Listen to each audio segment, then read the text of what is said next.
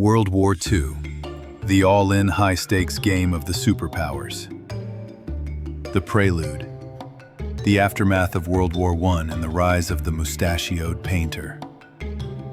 If World War I was a drinking party that turned into a brawl over an unfair split, its conclusion, the Treaty of Versailles, was like a bitter IOU that the winning side shoved in the face of the loser, Germany. This note clearly stated, "You, Germany, must bear all the guilt. You must pay us reparations to the point where your grandchildren might not even finish paying it off.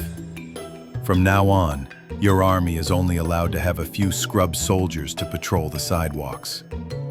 All your cool toys like tanks, airplanes, and submarines are confiscated. Your land along the rivers and coasts will take a little of that too, as a souvenir."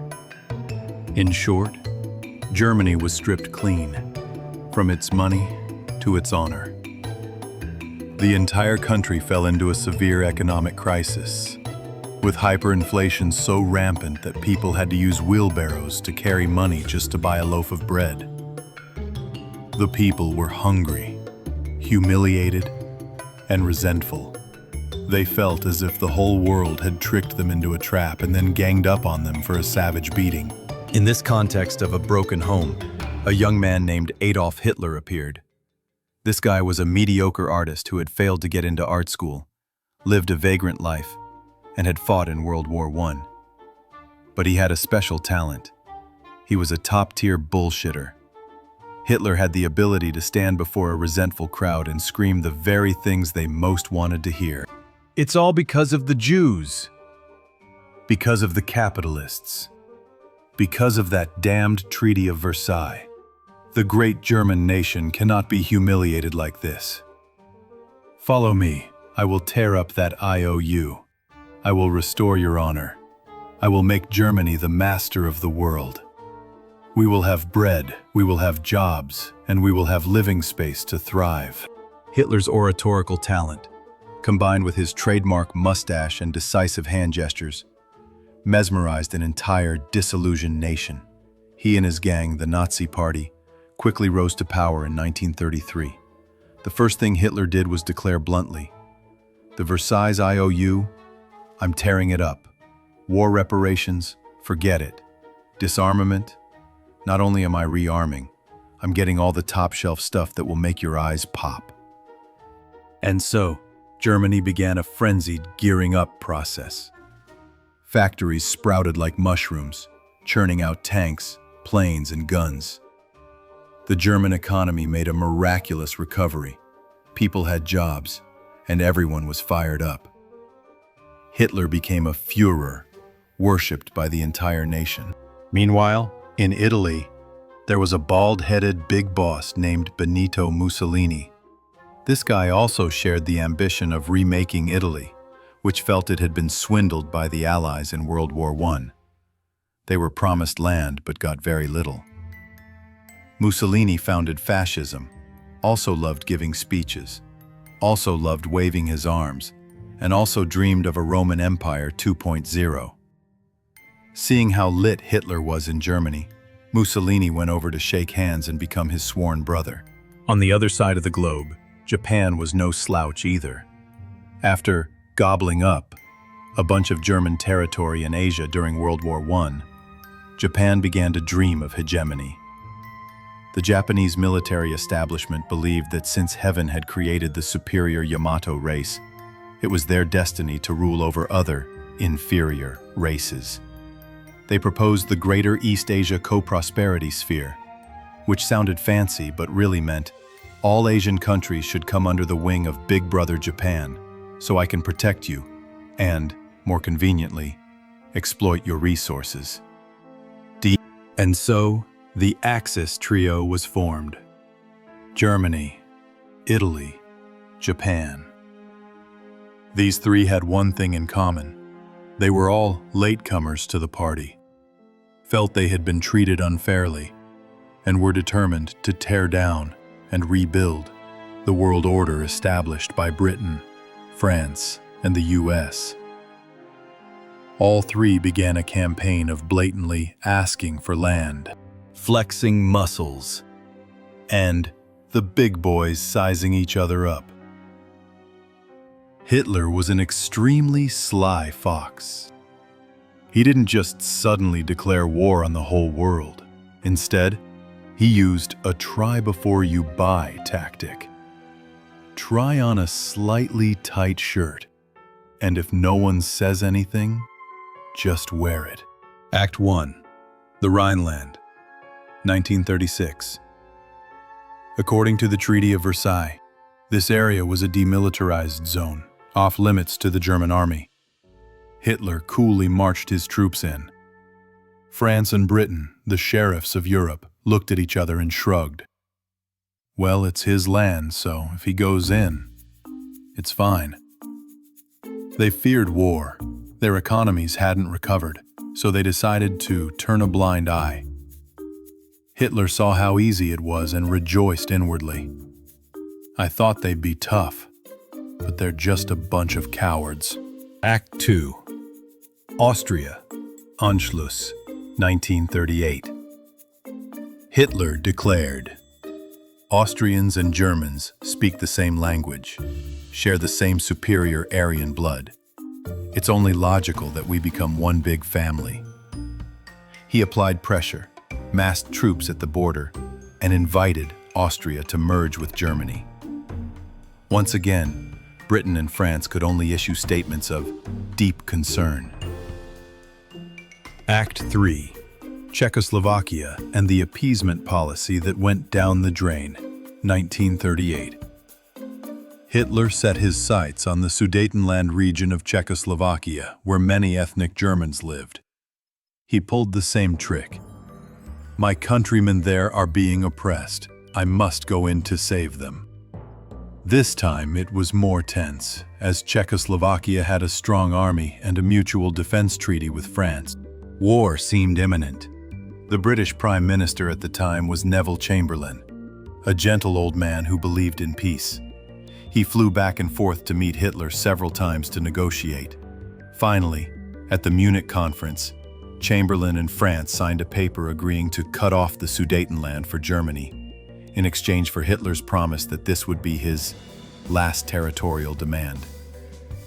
Chamberlain flew back to Britain, waved the paper, and declared he had brought peace for our time. The British public cheered.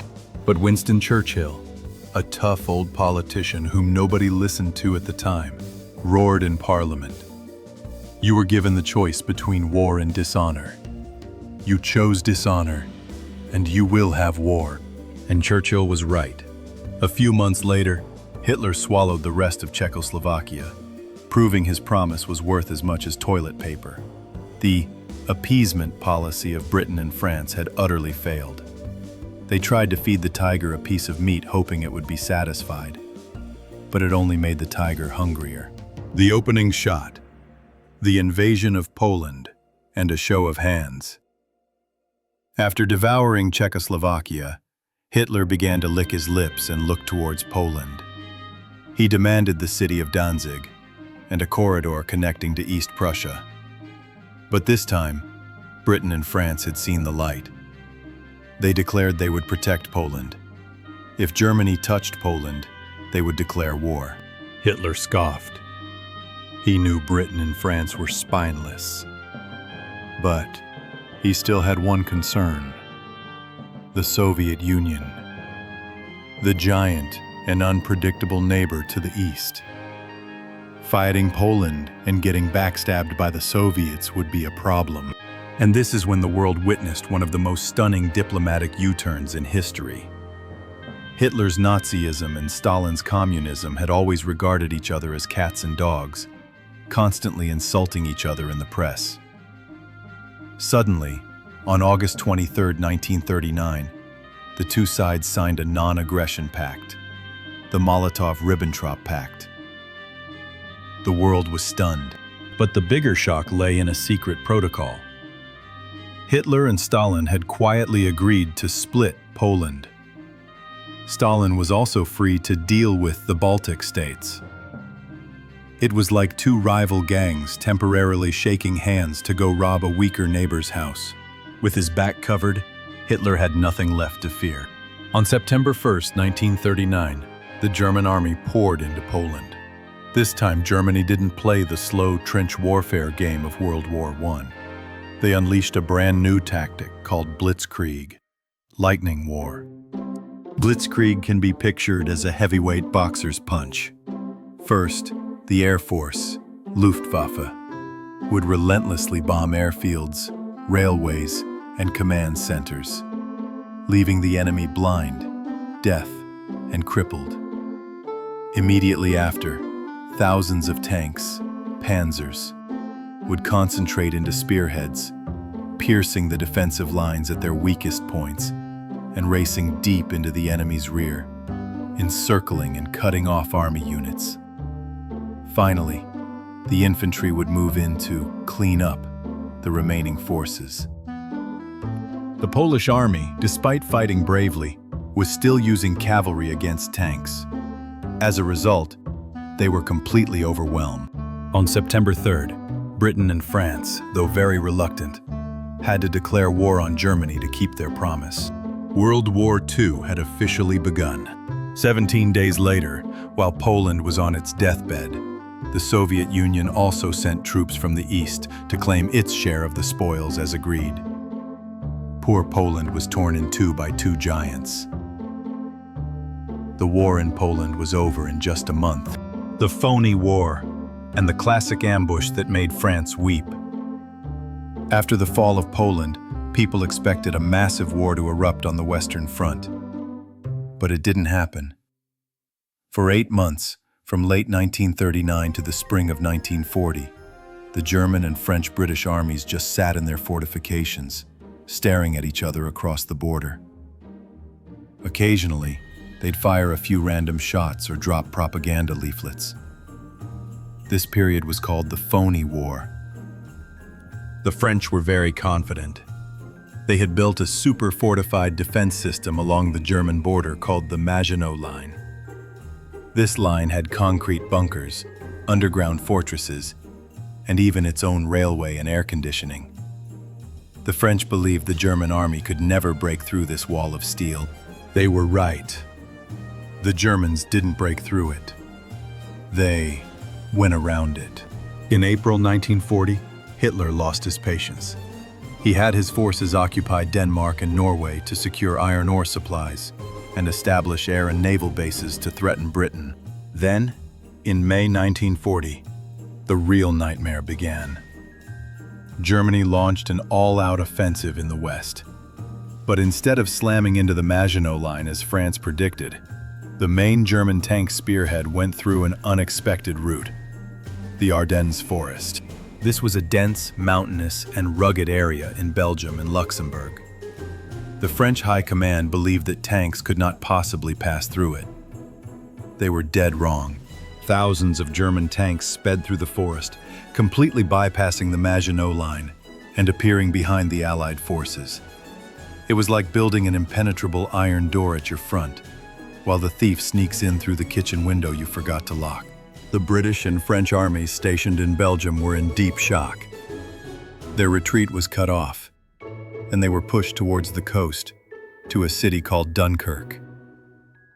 The situation was critical. Over 300,000 Allied soldiers were trapped, their backs to the sea, facing the German army. It seemed they were about to be completely wiped out.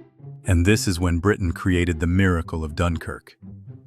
The British government called on all types of vessels: warships, merchant ships, yachts, ferries, even tiny fishing boats, to set sail and rescue the soldiers. A motley fleet of nearly 900 boats crossed the English Channel, under bombardment from the German Air Force, to carry out the greatest evacuation in history. In 9 days, they saved nearly 340,000 men. Although the men were saved, it was still a devastating defeat. The British Army had to abandon all its weapons and vehicles. France was now like a headless snake. German troops marched into Paris without firing a shot. On June 22, 1940, France signed its surrender. To add insult to injury, Hitler forced the French to sign the document in the very same railway car where Germany had signed its surrender in World War I. A sweeter revenge was impossible. In just 6 weeks, Germany had defeated France, which at the time had what was considered the strongest army in Europe. Hitler stood at the pinnacle of his power. Almost the entire European continent lay under the Nazi boot. Only Great Britain stood alone. Afternoon tea and bombs. Britain carries the team solo. At this time, the British Prime Minister was Winston Churchill, a stout, cigar-addicted old man with nerves of steel. When Hitler offered peace, on the condition that Britain recognized German domination of Europe, Churchill delivered a speech that went down in history. "We shall fight on the beaches. We shall fight on the landing grounds. We shall fight in the fields and in the streets. We shall fight in the hills. We shall never surrender." Hitler was furious. He ordered the German Air Force, Luftwaffe, commanded by the portly Hermann Göring, to crush the British Royal Air Force, RAF, gain control of the skies, and prepare for an invasion of Britain, Operation Sea Lion. In the summer of 1940, the Battle of Britain began.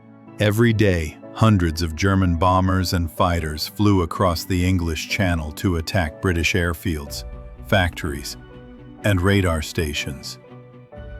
The RAF, though outnumbered, had 3 major advantages. Radar.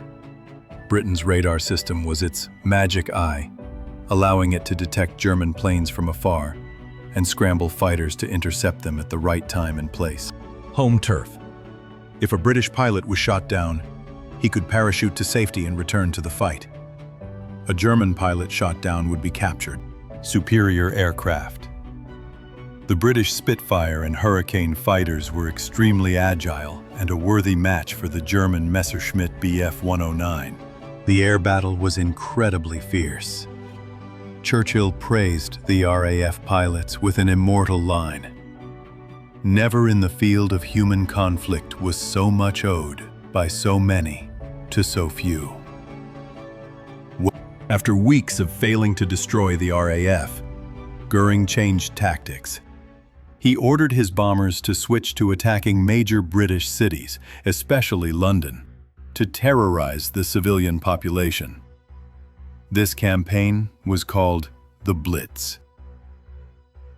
Night after night, air raid sirens wailed as London was engulfed in flames. People took shelter in the underground stations. But instead of breaking, the British spirit grew stronger. They cleared the rubble by day and braced for the bombs by night, with their famous "keep calm and carry on" attitude. Finally, Hitler realized his air force could not subdue Britain. The Luftwaffe's losses were too great. He had to postpone the invasion of Britain indefinitely. This was Hitler's first major defeat. Great Britain, the small island nation, had stood firm alone against the Nazi war machine, keeping the flame of Allied hope alive. After failing to crush Great Britain, a frustrated Hitler switched targets. He decided to make his biggest and wildest gamble yet, turning on his temporary ally, the Soviet Union, to seize living space in the East. Meanwhile, in the Pacific, Japan saw a golden opportunity to expand. But their plans were complicated by a giant pretending to be asleep, the United States, which claimed neutrality while secretly supplying Britain. The stage was now set for a truly global conflict. How would Hitler stab Stalin in the back? And what would it finally take to awaken the American giant? The all-in game was about to go worldwide.